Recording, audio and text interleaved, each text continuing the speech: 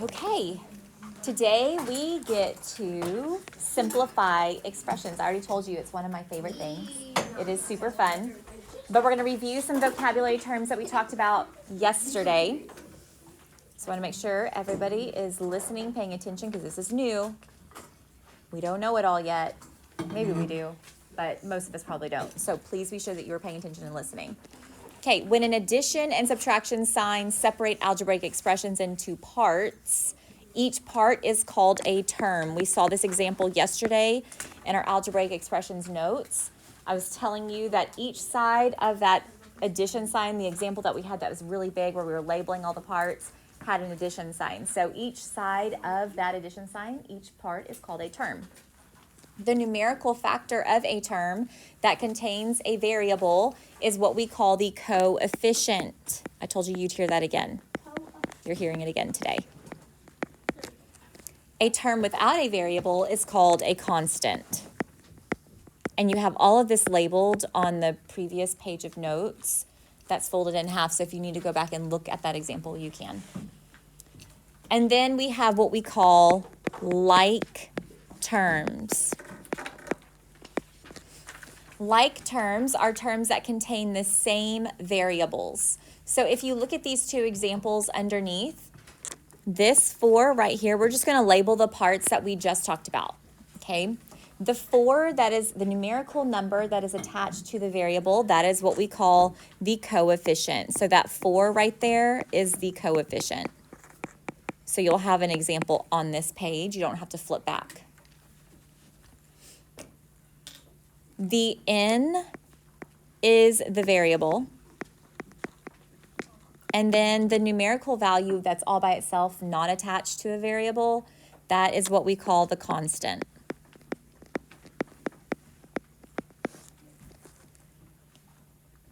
Okay, on my second example, I'm going to identify what like terms are. So like terms, again, are terms that contain the same variables. So this one here and this one here, these two are considered like terms. So you have an example of each part, and each part is labeled. Okay, so in those boxes below, we're going to do several examples of like terms.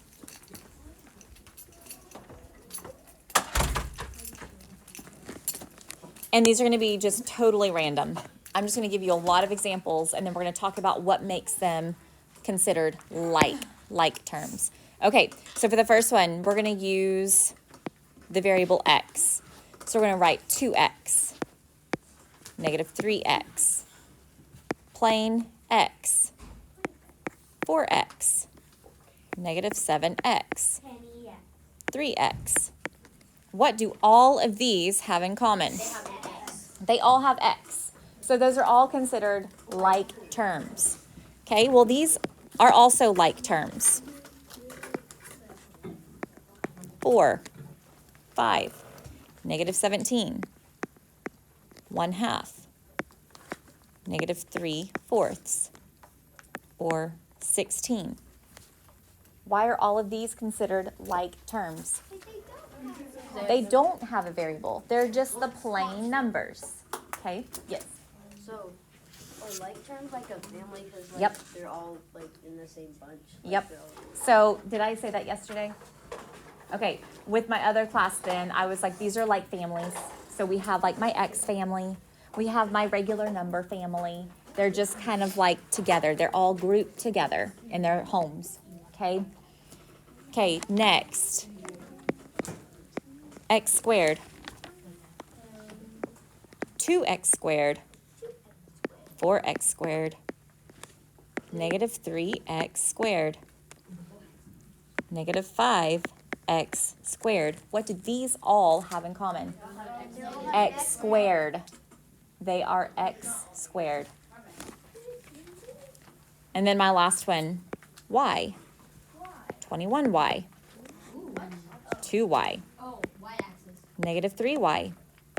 Negative 7y. 15y. What do these all have in common? They all have y. So when you begin to separate your like terms, you're pulling out all of your terms that match. you need to imagine organizing them into like, maybe like a bag. Maybe these are each like a little brown, like lunch sack, okay? Or a little home. And they're like my X family, my non-X family, my X squared family, my Y family. Each of those are their houses. You're pulling them out and separating them out, okay? All right, on the next side of your notes.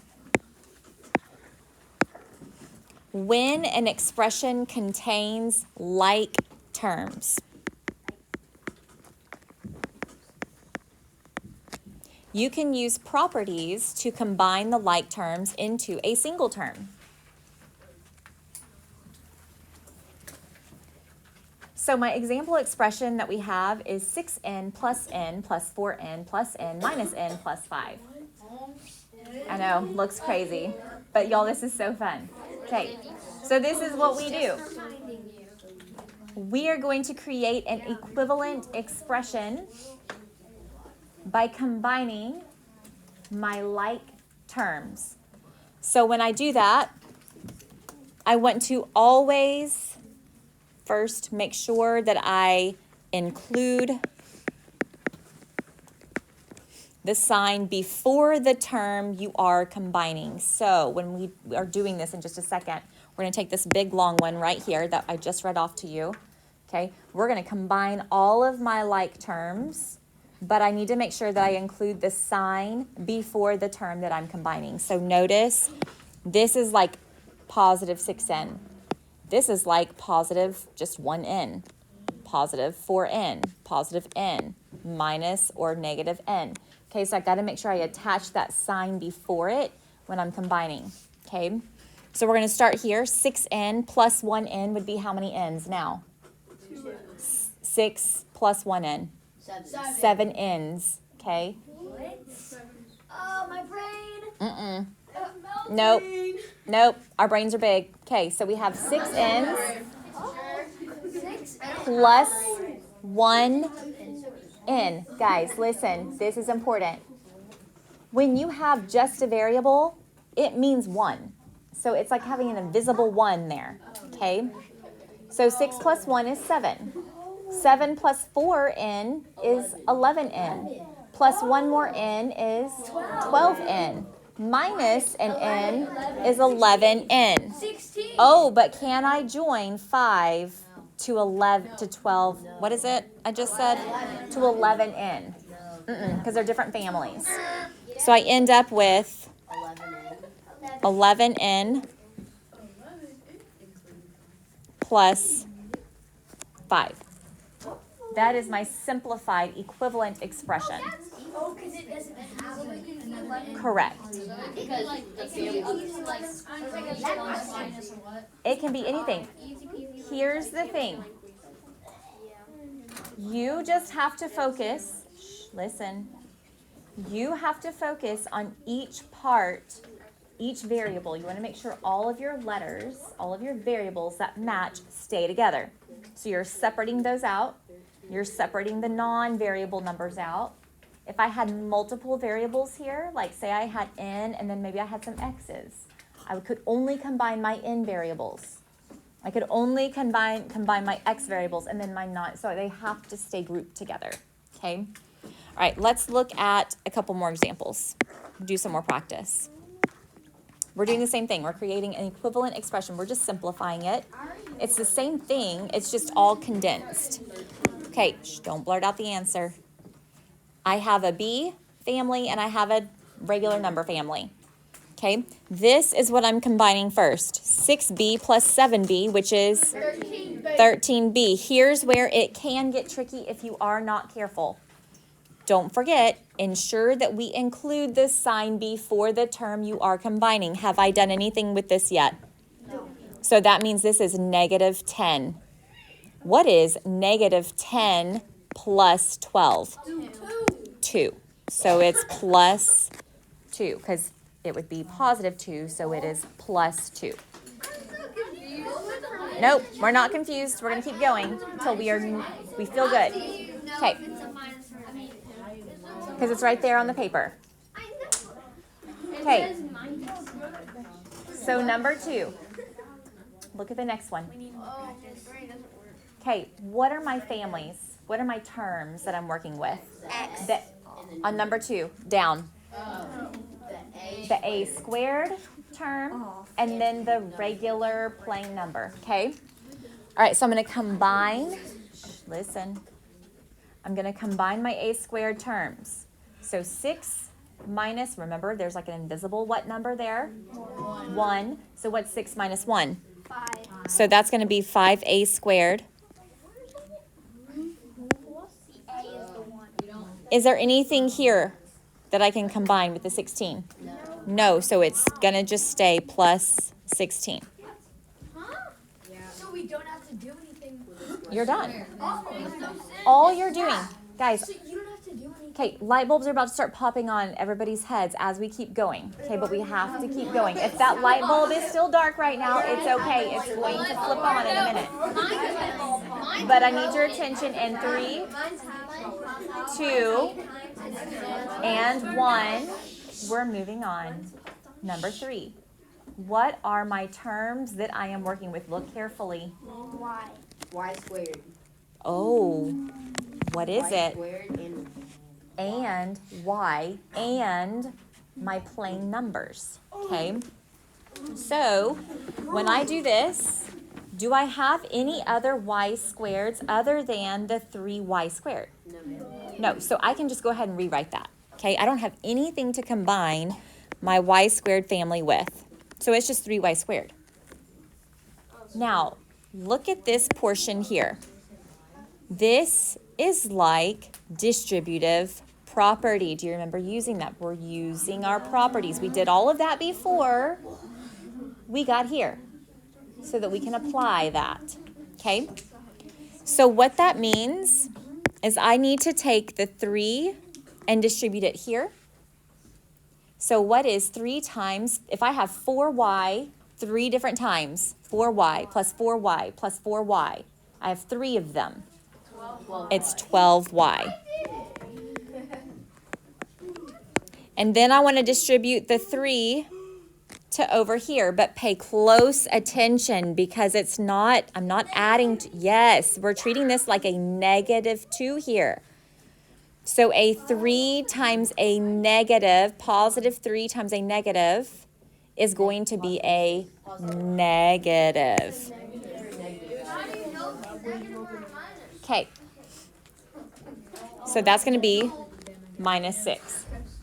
And that's it. So it's always Not always, it's if it's a minus sign. If it's a plus sign, it's a positive. I don't know how to tell them apart. Well, one's a straight line, the other has a line that goes through it to make a plus sign. What makes it different? Okay, let's look at number 4. I have the x, plain x family, and then the regular number family. So if I'm going to start at the 2x plus the 3x, how many x's is that? 5 x's. And then take away one of those, so it's 4x. Uh-oh. 4x plus 4. Got it. Okay. Down here, I have this little section here that's going to be kind of like that distributive property again. So let's look at my y's. The first thing I want to do, because I have a y here and 1 here, I want to make sure I go ahead and distribute this part and figure out what this little part is going to be. So I'm going to take the 3 and distribute it here. So if I have 3 y's, y plus y plus y is 3y. Because of the distributive property. Now I want to distribute the 3 to this part. What is 3 times 2? 6. And it's plus 6. So this is what I'm working with now. I have my y, and then I have plus 4 plus 3y plus 6. So this is the section right here that I just figured out by doing the distributive property right here. So the y. Okay, so I got to combine my y's. So the and- y is in the parentheses. You don't add it. Don't add it. Yeah, no, it's not going to become, that was a good question. She said if the y is inside the parentheses, I'm not adding it to the 2. No. Okay, because I'm going to use the distributive property and I'm going to multiply that number that's outside of it to each part. So it's not going to become 2y. It won't become that unless you're multiplying it. That's the only way they can combine. Okay.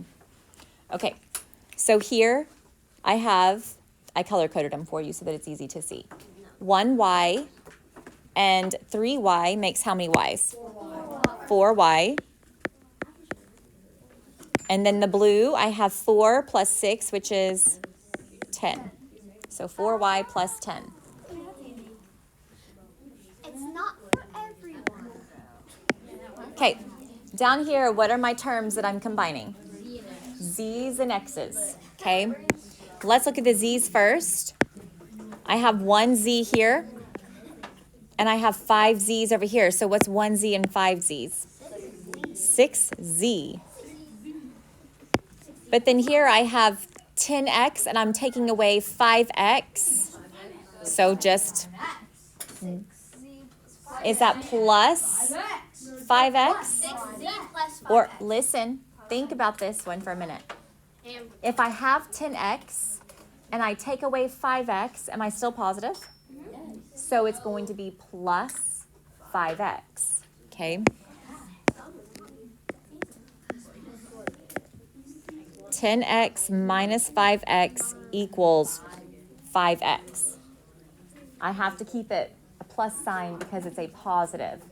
The plus and the minus sign are kind of acting as a positive and a negative sign at the same time, okay? So if I have 10 X's and I take away 5 X's, I still have a positive number. So my operation is going to be a plus for my expression. Okay.